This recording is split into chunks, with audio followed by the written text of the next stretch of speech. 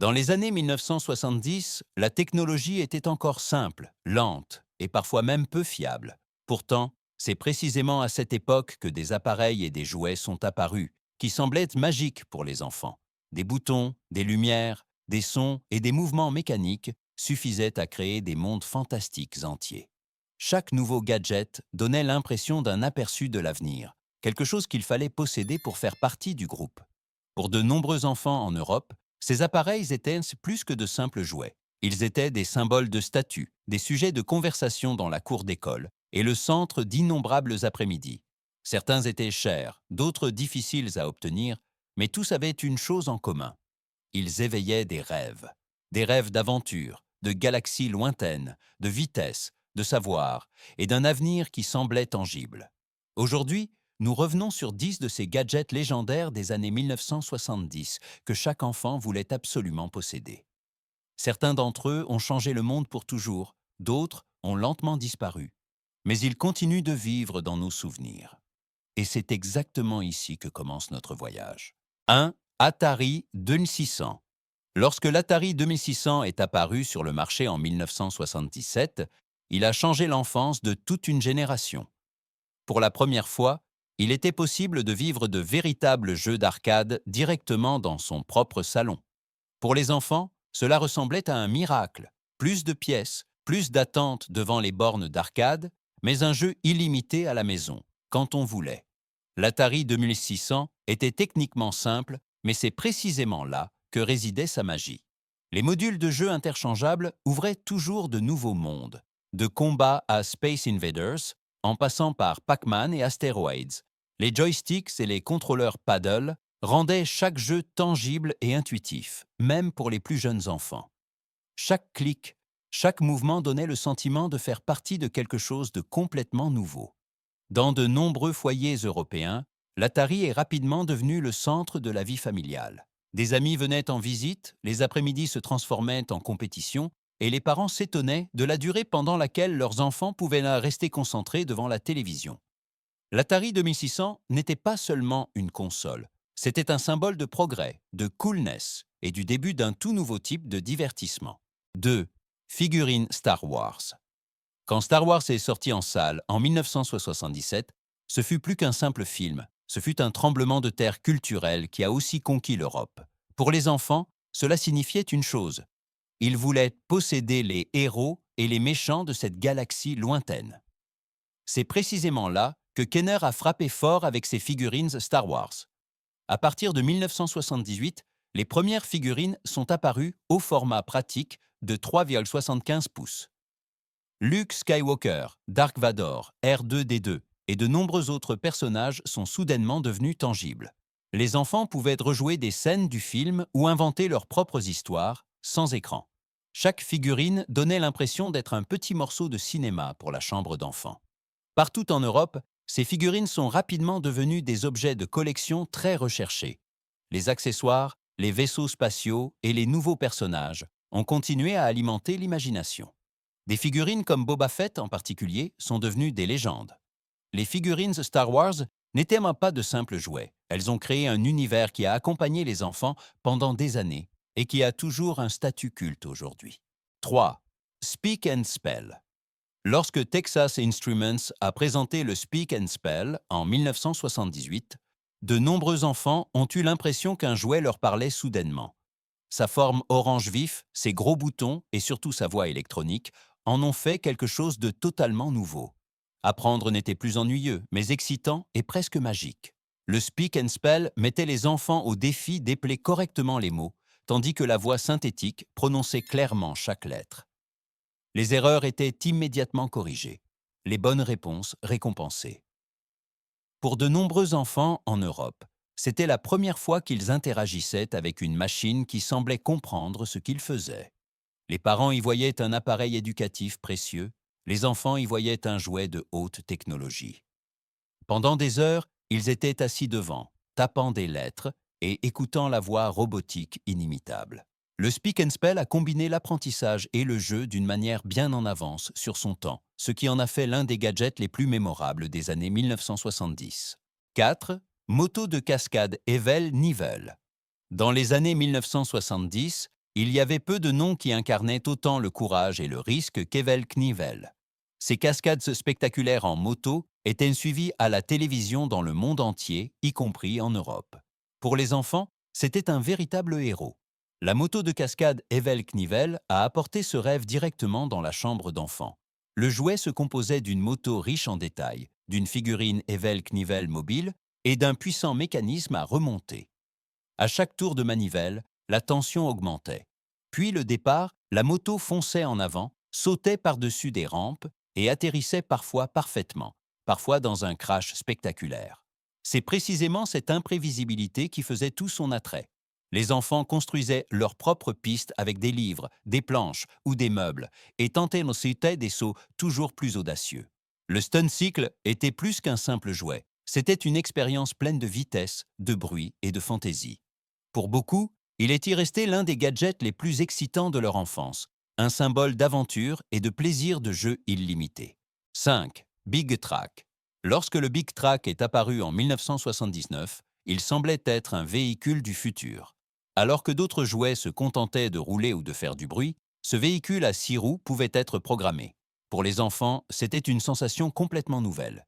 Ils donnaient des ordres et la machine les exécutait étape par étape, presque comme un véritable ordinateur. Via les touches sur le dessus, des mouvements comme avancer, reculer ou tourner pouvaient être enregistrés. Ensuite, le Big Track se mettait en mouvement exactement selon ce plan. Cela le rendait non seulement passionnant, mais aussi éducatif. Sans s'en rendre compte, les enfants apprenaient la pensée logique et des séquences simples, bien avant que le terme programmation ne soit connu dans la vie quotidienne. Dans de nombreux foyers européens, le Big Track était considéré comme un jouet cher, mais impressionnant. Celui qui en possédait un attirait immédiatement l'attention de tous ses amis. Le Big Track représentait la technologie, l'avenir et l'idée que les machines nous écouteraient un jour vraiment. 6. Viewmaster. Bien avant que les écrans et les mondes virtuels ne dominent le quotidien, le Viewmaster offrait aux enfants un aperçu de mondes étrangers.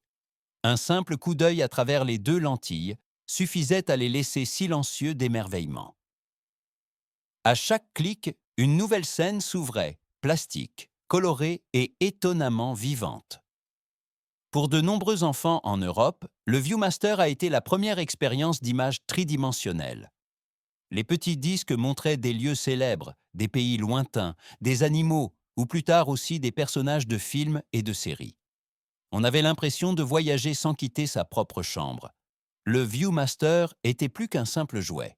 Il éveillait la curiosité, l'envie d'ailleurs, et le désir de découverte. Chaque clic apportait une nouvelle image, un nouveau moment d'émerveillement. Jusqu'à aujourd'hui, de nombreux adultes associent ce son à une époque où le monde semblait grand, mystérieux et plein de possibilités. 7. Rock'em Sock'em Robots. Lorsque 2 robots se faisaient face, point levé et que le combat commençait, l'attention était immédiatement garantie. Rock'em Sock'em Robot apportait suspense, compétition et beaucoup de rire directement sur le sol du salon. Pour de nombreux enfants des années 1970, c'était l'un des jeux les plus bruyants et les plus excitants de tous les temps. Avec de simples leviers, les joueurs contrôlaient leurs robots et tentaient de porter le coup décisif. L'objectif était clair, faire sauter la tête de l'adversaire. Chaque coup réussi entraînait des acclamations, chaque défaite des rires et une revanche immédiate.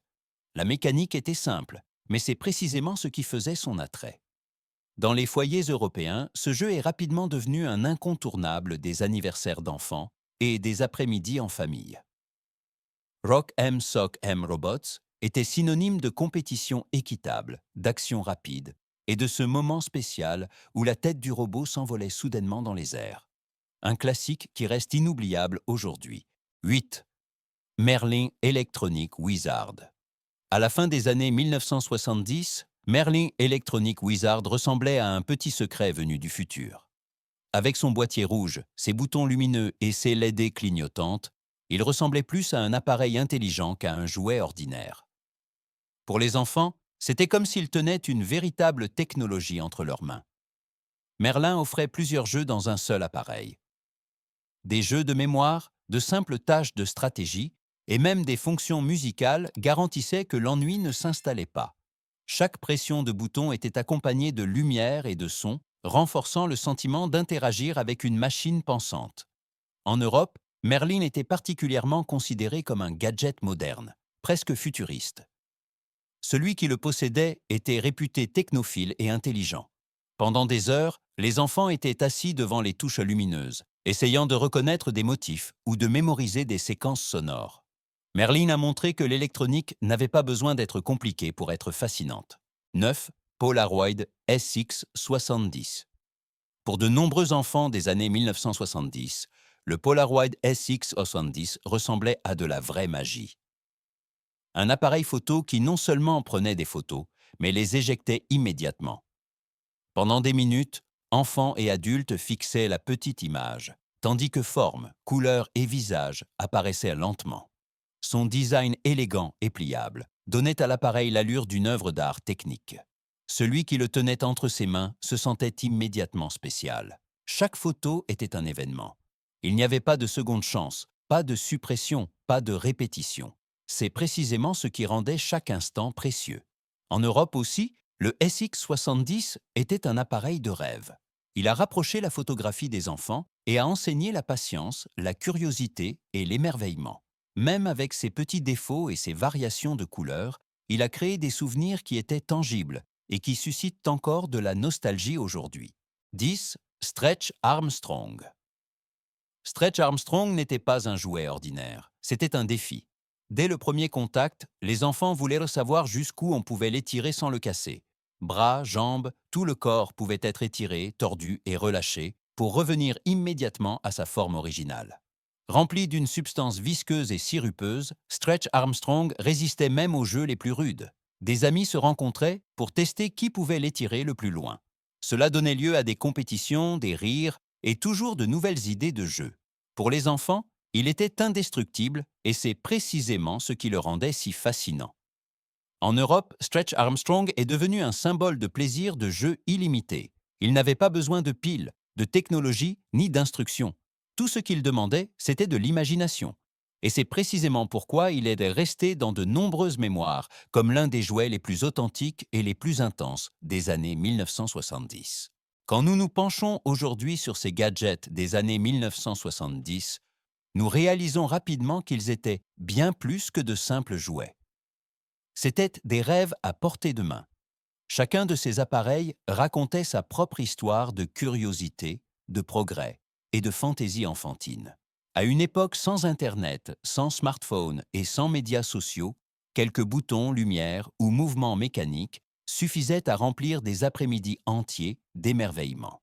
Pour de nombreux enfants en Europe, ces gadgets étaient une première fenêtre sur la technologie.